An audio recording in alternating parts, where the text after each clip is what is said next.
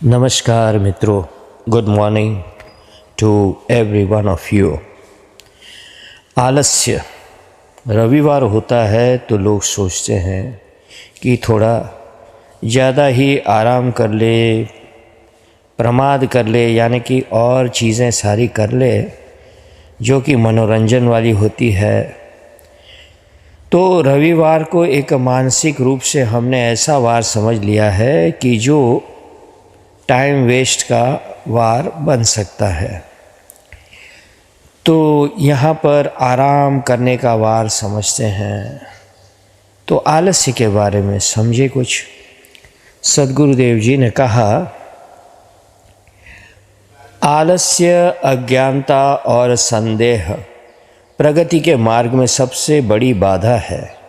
इसलिए सीखने के लिए तैयार हो जाइए और अपने लक्ष्यों के प्रति, प्राप्त करने के प्रति गंभीर रहे।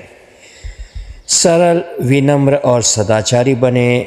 जीवन की सुंदरता सादगी और नम्रता में निहित है। आलस्य हमारी इच्छा शक्ति को, संकल्प शक्ति को शिथिल बनाता है।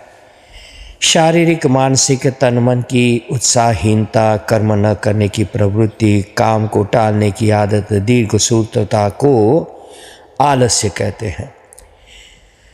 आलस्य का रोग जिस किसी को भी जीवन में पकड़ लेता है तो फिर वह संभल नहीं पाता। आलस्य से संदेह और मन दोनों कमज़ोर पड़ जाते हैं। आलस्य से देह और मन दोनों कमज़ोर पड़ जाते हैं। आलसी व्यक्ति जीवन पर्यंत लक्ष्य से दूर भटकता रहता है। किसी भी व्यक्ति के प्रगति में दूसरे लोग तो कम बाधक होते हैं, अपनी प्रगति में व्यक्ति स्वयं ज़्यादा बाधक होता है। व्यक्ति की प्रगति में बाधक कारणों में सबसे बड़ा बाधक आलस्य ही होता है, जिसके कारण असफल होने पर लोग अपने ही भाग्य को कोसते हैं। इससे निराशा और कुंठा का जन्म होता है।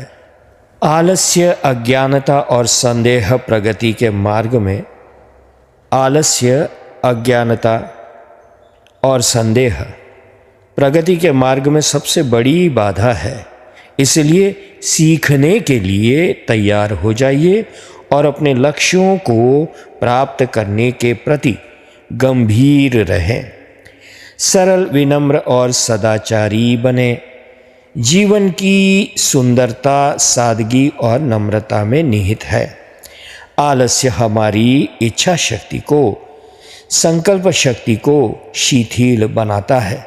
शारीरिक, मानसिक, तन मन की उत्साहहीनता, कर्म न करने की प्रवृत्ति, काम को टालने की आदत, दीर्घ सूत्रता को आलस्य कहते हैं।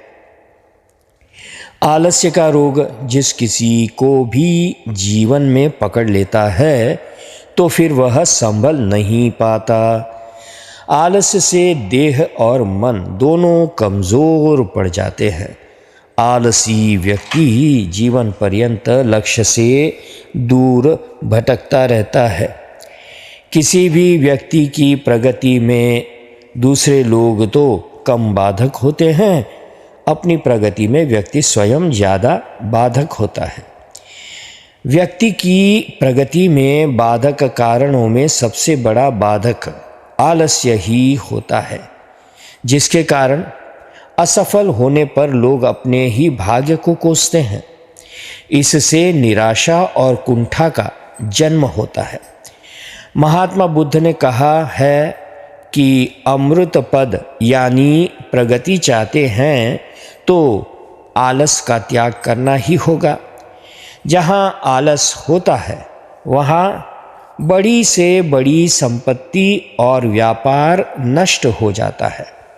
यदि ऊंचाइयों पर पहुँचना चाहते हैं और अपने कार्य क्षेत्र में विशेषज्ञता प्राप्त करना चाहते हैं, एक्सपर्टाइज प्राप्त करना चाहते हैं, तो ये आज ही तय करें कि अब आलस नहीं करेंगे। यदि हमारा शिव संकल्प दृढ़ हो तो प्रकृति की प्रत्येक शक्ति हमारा सहयोग करने को बाध्य हो जाती है।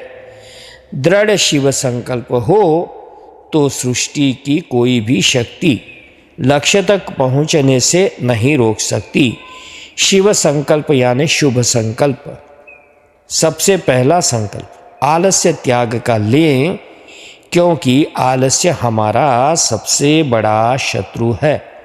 यह शत्रु हमारी उन्नति के सभी द्वार बंद कर देता है।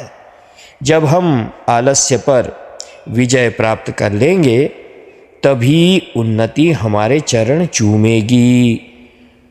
अथर्ववेद में कहा भी है, कृतम में दक्षिणे हस्ते जयो में सव्य आहित, अर्थात मेरे दाएं हाथ में कर्म पुरुषार्थ है और मेरे बाएं हाथ में विजय विद्यमान है। सुस्त और निद्राशील लोगों को तो देवता भी पसंद नहीं करते, क्योंकि देवता हमारी आस्था का जागृत रूप है। समय पर काम न करने वाले व्यर्थ के विवादों में शक्ति और समय का अपव्यय वेस्ट करने वाले न संकल्प कर सकते हैं और न अपने किसी वचन का निर्वाह ही कर सकते हैं। इसलिए हमारी सबसे पहली आवश्यकता है शक्ति का सदुपयोग, और यह तभी संभव है जब हमारे मन में सब तरफ से श्रेष्ठ संकल्प ही आए। आत्मोत्थान का संकल्प लें, अपनी कमजोरियों से लड़ें, अपने शुभ गुणों के विकास का संकल्प लें। संसार के उत्थान की शुरुआत अपने उत्थान से ही होती है। अतः हम संकल्प करें कि सन्मार्ग को छोड़कर ना चले। माँ प्रगाम पथो वयम, ऋग्वेद में कहा है, हम सन्मार्ग को न छोड़े। हम दुर्गुणों को भले ही सुला दे, परंतु अपने सद्गुणों को जगाए रखे। सभी आदमी अच्छे और सभी आदमी बुरे हो सकते हैं। कुछ लोग रात दिन अपने दुर्गुणों के प्रेत को जगाने की मसान पूजा में लगे रहते हैं। इसी काम में अपनी पूरी ताकत झोंक देते हैं और एक बुरे व्यक्ति के रूप में बदनाम हो जाते हैं। कुछ व्यक्ति शुभ चिंतन की ऊर्जा से अपने सद्गुणों को जगाए रखते हैं और एक अच्छे आदमी की छवि निर्मित कर लेते हैं। अच्छा बुरा सब कुछ हमारे भीतर है। बुराइयाँ पल भर में किसी भी पूज्य को निंदनीय व्यक्ति बना सकती है। अतः हम संकल्प ले कि हमारे मन का शिव रूप सदा जागृत रहे, शुभ रूप सदा जागृत रहे।